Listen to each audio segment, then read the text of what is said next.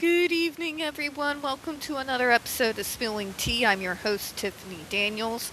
We'll get to the JRC in a moment. First, disclaimer, if you are unfamiliar with the Stop the Shock campaign, you will find pertinent links right there in the description box.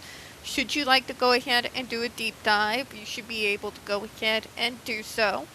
Trigger warning, this channel is marked not for kids for a reason. I do use profanity. And when we talk about places like the Dutch Rotenberg Educational Center, you're going to hear vivid descriptions of and catch clips of surveillance footage of people with mental health issues and disabled people being tortured and abused. So if you have children that watch the channel that are 16 or younger, parental supervision is advised. Now, where we left off, see what Stephen has to say. So Stephen says, historically, autism was thought of as a childhood disease. It was not until approximately 2010 that the tools to diagnose ASD were sufficiently developed to diagnose all individuals, both children and adults. Now, what happened during that time period is, back in 1994, you saw the first spike. And what came in the DSM-4 was the two new diagnoses, Asperger's syndrome and PDD-NOS, which is pervasive developmental disorder not otherwise specified. I kid you not, that was an actual diagnosis. It pretty much says, I don't know what this is, but I'm pretty sure that you might have at least a little bit of autism there. Now, later on in the 2000s, we are talking about around the time period of 2007-2008. They began working on the DSM-5 and the concept of autism being a spectrum came out with it, and then that's when you began to see more.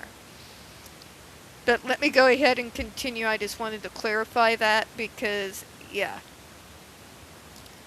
Thus, there is a wave of previously undiagnosed individuals who still not yet diagnosed, after which time many will be in need of treatment. I would love to see more of a focus on adult autistic services. You all have no idea. No idea, because the majority of us out here, we hit adulthood and we are fucked. Fucked.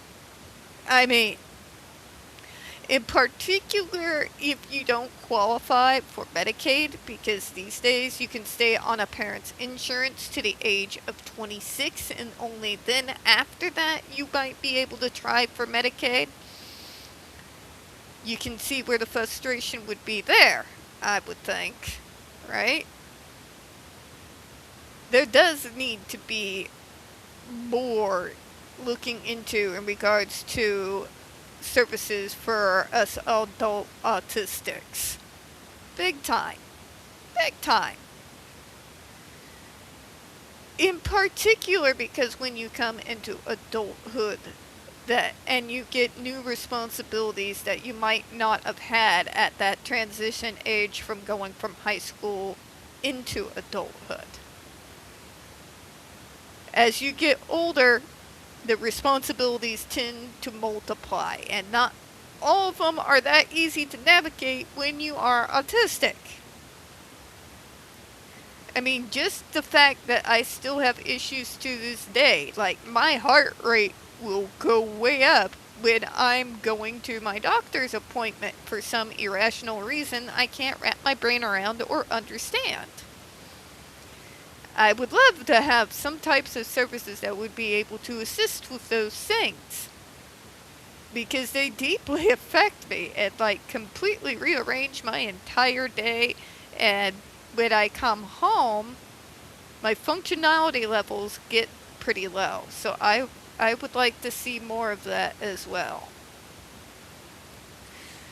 Resources are needed to help not only parents but the public at large, including educators, professionals, and self-advocates, answer their immediate questions relating to safety, transitions, research, professional development, training, and to also diagnose and treat people over 18.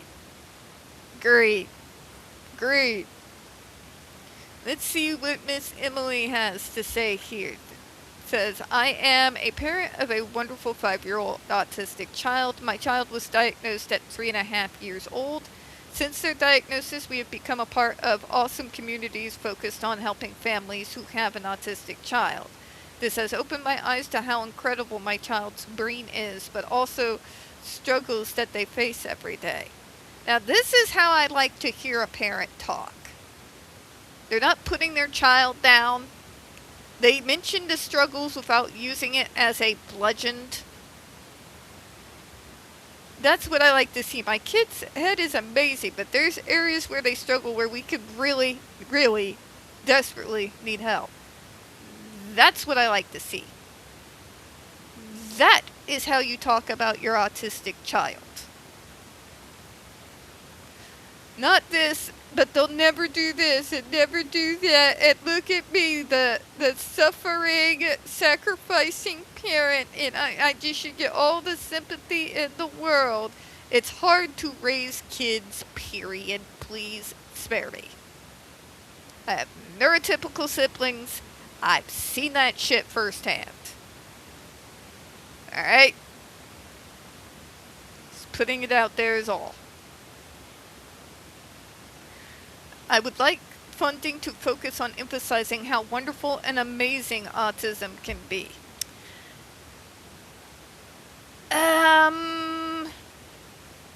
There is a way to acknowledge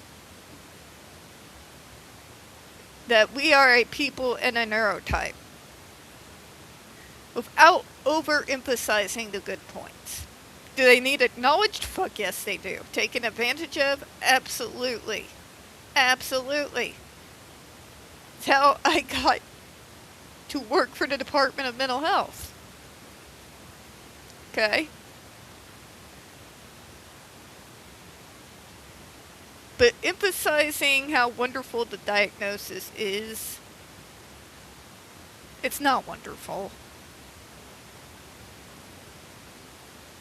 Nor is it awful. It's something that just simply is. What you're never going to see out of me is me going, yay, autism! You may hear, thank God I'm neurodivergent.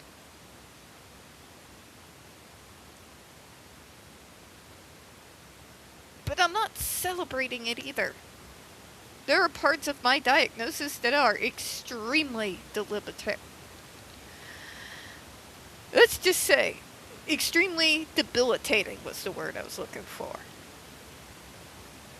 There are days after extremely hard work, like working for a call center during Black Friday week, where I would literally revert to inability to be able to speak. To the point that towards the end of it, like my words were jumbling up and were starting to not even make sense. That is not great. The way I'm treated in the outside world, not great. The extreme violence of my meltdowns, although they are rare, they are particularly violent, and they take a massive toll not just on my living quarters or the people around me during that time period, but also the physical and psychological impact on myself is enormous. I don't want to celebrate that. That's not wonderful. That fucking sucks. My sensory issues that can and have caused literal extreme physical pain, like somebody is driving a pick through my skull and through my brain and it's gonna come out my chin. That's not wonderful. The otherness that happens out there in the neurotypical world, that's not wonderful. I don't want to celebrate that. Nor do I think it's a curse. nor do I think it's something to cry about. It just is. And I got to do the best I can working with my team to help manage and minimize the bad parts of my diagnosis as much as humanly possible, so that I can get as optimal as I can in regards to my own functionality. Granted, I'm not really putting that quite right, but you get what I'm saying. Should we celebrate differences? Yes. But celebrating autism as a whole, and I might get in trouble with a few of my friends on this, that's just dumb. Why? Why? I don't want to celebrate it, and I don't want to condemn it. It just simply is. I don't know. Maybe this is just me wishing other people thought like I did, but that is the sort of thing that gives the wrong connotations. Not just to people who are vehemently against us, but it even, as you saw, got my heckles up a little bit. The violent meltdowns, the danger to inanimate objects or anybody in the room with me when I'm in meltdown. Considering I've been known to essentially shock put a couch, a heavy, made in the 90s, solid wood oak frame couch, halfway across the room and into a wall.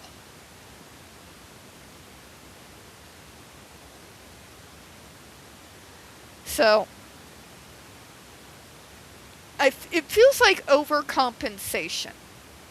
We have been called a curse, a disease, have been made the sole reason for all our parents' problems for so long that on the flip side, we have overcompensated to the point that we are overshadowing that there are parts of this diagnosis that are debilitating, that are not things I would want to celebrate. Gotta work within the frame of reality. Right?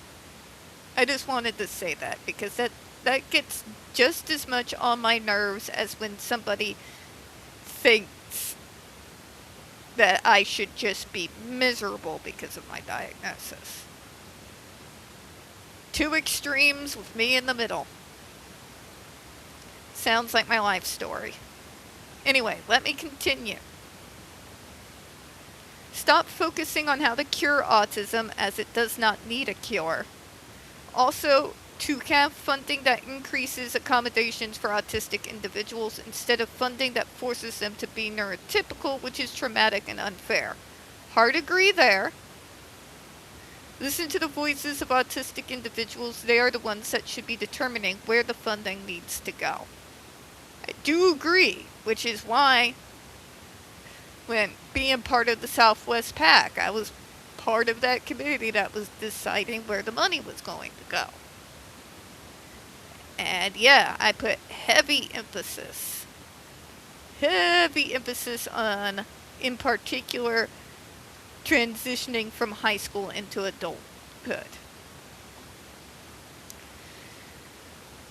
Alright, I kind of went on that paragraph a little bit longer than I anticipated, so we're going to go ahead and close out for the day. We don't get very many views on this channel. The few we do tend to get removed from time to time. So folks, if you would be so kind, please don't forget to hit the like button, hit subscribe, don't forget to hit the comments, and make sure you're still set up for notifications so you don't miss any new episodes of the Down the Rabbit Hole series or the Snake Oil Salesman series.